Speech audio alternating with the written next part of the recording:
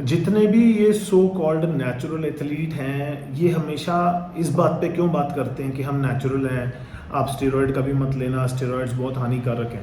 कभी सोचा आपने?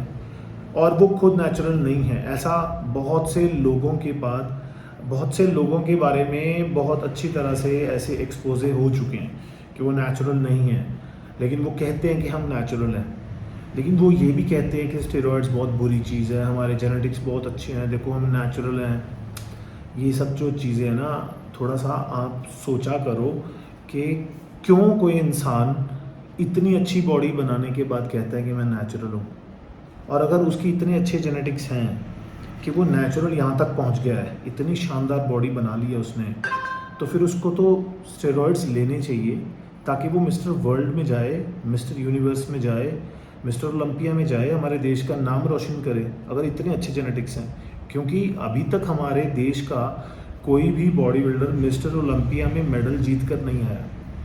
तो क्या ये उनका फ़र्ज़ नहीं बनता कि अगर उनको भगवान ने इतने अच्छे जेनेटिक्स दिए हैं कि वो नेचुरली इतनी ज़बरदस्त उनकी फॉर्म रहती है, सारा सारा साल उनके एब्स नज़र आते हैं, सारा सारा साल उनका इतना मसल मास रहता है, तो क्यों नहीं वो कोशिश करते कि वो मिस्टर ओलंपिया में जाएं? क्या कमी है?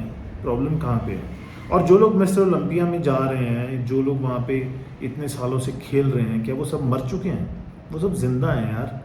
और अगर आपकी जेनेटिक्स इतने ही बढ़िया हैं तो फिर आपको तो ज़्यादा स्टेरॉयड लेने की ज़रूरत भी नहीं पड़ेगी, आप तो सबको हरा दोगे बड़े आराम से।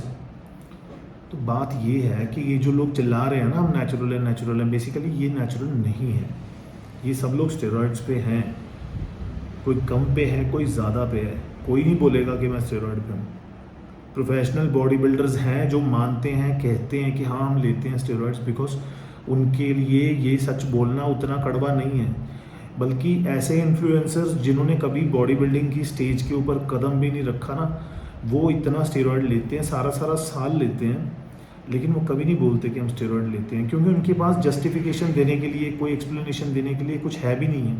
वो ये नहीं कह सकते कि हम बॉडी बिल्डर हैं, वो ये नहीं कह सकते कि हम प्रोफेशनल बॉडी बिल्डर हैं और हमें स्टेज के ऊपर जाना होता है, हमें लोगों के साथ कम्पीट करना होता है। वो ये नहीं बोल सकते, और फिर भी उनको स्टेरॉयड लेना है, तो वो क्या बोलते हैं, हम तो भैया नेचुरल हैं। और फिर वो अपनी हर वीडियो में स्टेरॉयड्स के डिसएडवांटेज बताएंगे। वो ये बताएंगे कि स्टेरॉयड्स कितने बुरे हैं, तुम मत लेना। क्यों?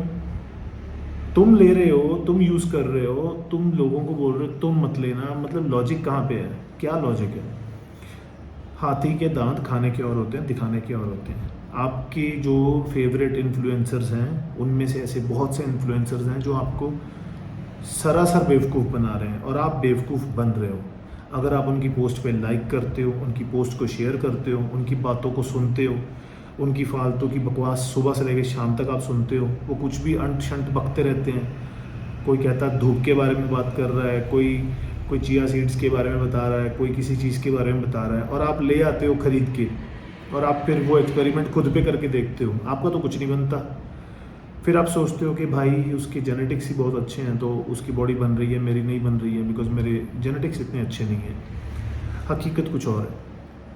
आपका वो फेवरेट इन्फ्लुएंसर आपको नहीं बता रहा कि वो क्या क्या लेता है, कौन कौन सी मेडिसिन लेता है। दिमाग का ढक्कन खोलो और अच्छी तरह से सोचो कि हम लोग जा कहाँ रहे हैं। हम जिनको अपना आदर्श मानते हैं वो हमारे साथ कितने सच्चे हैं।